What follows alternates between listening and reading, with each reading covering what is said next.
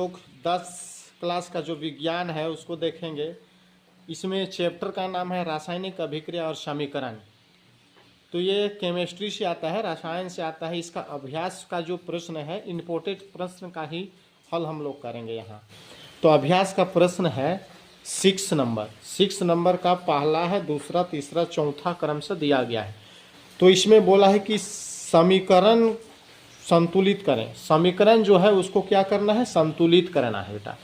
समीकरण जो है उसको संतुलित करना है। तो यहाँ पर दिया गया है hydrogen nitrate plus calcium hydroxide, reaction calcium nitrate plus जल। ये अभिक्रिया दिया गया है। अभिक्रिया में उत्पाद और अभिकारक दोनों, इधर अभिकारक होता है बायां साइड और दाहिना साइड उत्पाद होता है, दिया गया है। तो समीकरण को संतुलित करना है। कैसे हम करेंगे? तो यहाँ देख रहे हैं, हम एक डिटेल्स तरीका से समझाया हूँ। तो आज देखेंगे यहाँ पर हाइड्रोजन नाइट्रेट जो है, इसमें हाइड्रोजन कितने परमाणु से बना है? हाइड्रोजन, तो हाइड्रोजन मात्र देख रहे हैं बेटा एक है। तो यहाँ पर हाइड्रोजन, यहाँ हाइड्रोजन एक हुआ और इधर हाइड्रोजन दो हुआ, होल ट्वाइस दो हुआ। तो हाइड्रोजन दो और ये कितना हो गया? 3। तो हाइड्रोजन इधर अभिकारक तरफ 3 है। और नाइट्रोजन कितना है? नाइट्रोजन यहाँ पर 1 है और कहीं नहीं है, तो नाइट्रोजन मात्र 1 होगा। उसी तरह ऑक्सीजन यहाँ 3 है और इधर ऑक्सीजन 2 है।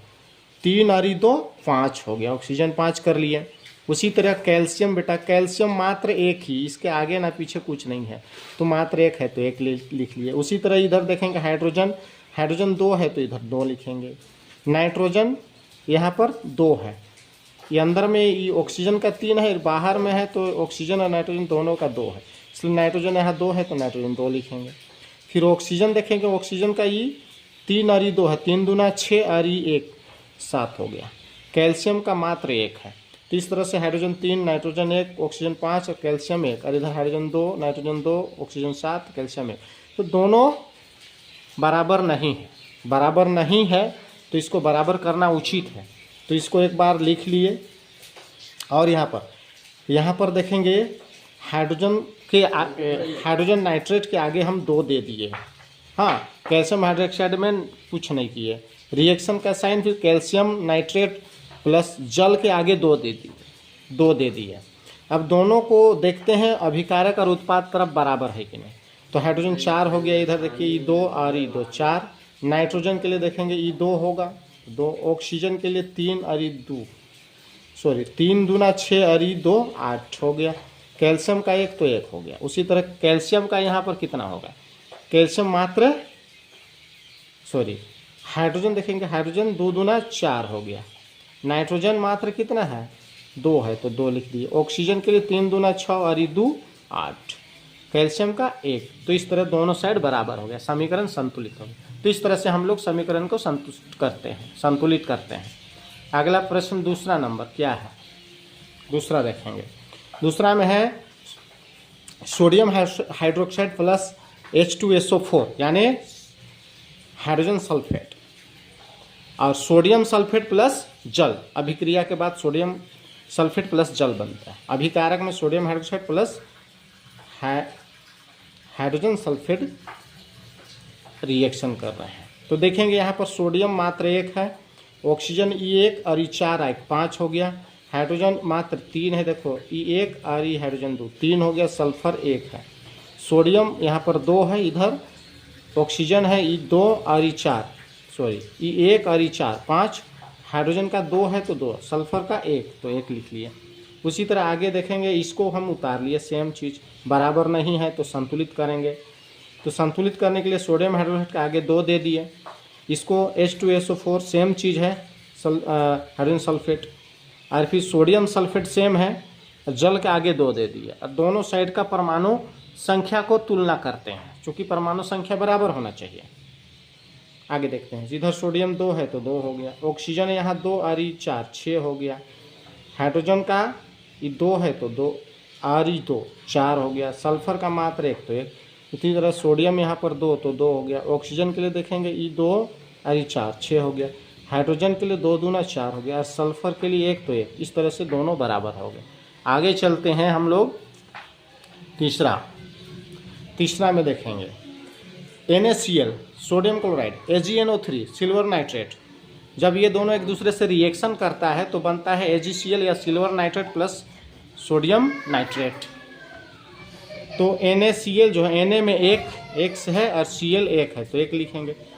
Ag या सिल्वर जो है 1 है तो 1 लिखेंगे। N 1 तो 1 लिखेंगे। O 3 है तो 3 लिख दिए। उसी तरह Ag यहाँ पर Na के बारे देखेंगे, Na 1 है तो 1 लिख दिए। Cl 1 है तो 1 लिख दिए। Ag 1 है तो 1 लिख लिए। उसी तरह N जो है 1 यहाँ पर तो 1 लिख दिए और O 3 है तो 3 लिख दिए। तो दोनों साइड का जो परमाणु संख्या है यहाँ पर बराबर है। अगला प्रश्न है हम लोग का, अगला प्रश्न है barium chloride plus hydrogen sulphate को जब रिएक्शन कराते हैं तो barium sulphate plus hydrogen chloride का निर्माण होता है। तो यहाँ पर देखेंगे हम लोग बेरियम क्लोराइड में Ba कितना है 1 तो 1 लिखेंगे। क्लोराइड 2 है तो यहाँ पर 2 लिखेंगे।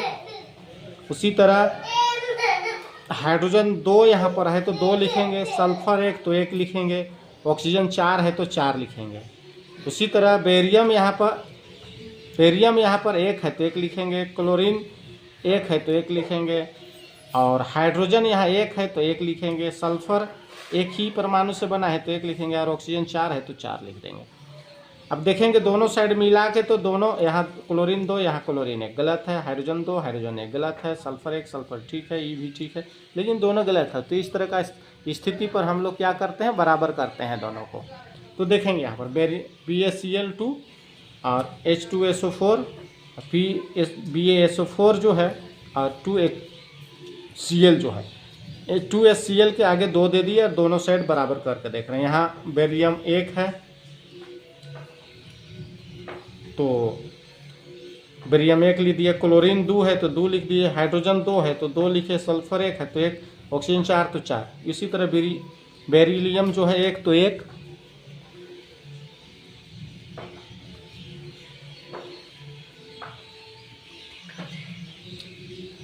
क्लोरीन 2 तो यहाँ पर 2, सल्फर 1 तो 1 हो गया लिख दिया। ऑक्सीजन 4 तो यहाँ पर ऑक्सीजन 4 लिख के इस तरह से हम लोग जो है सो बराबर कर लिए और दोनों तरह का परमाणु, दोनों साइड का परमाणु संख्या बराबर हुआ। आपको समझ में आए तो लाइक सब्सक्राइब कीजिएगा, बेल आइकन को दबाइएगा। धन्यवाद।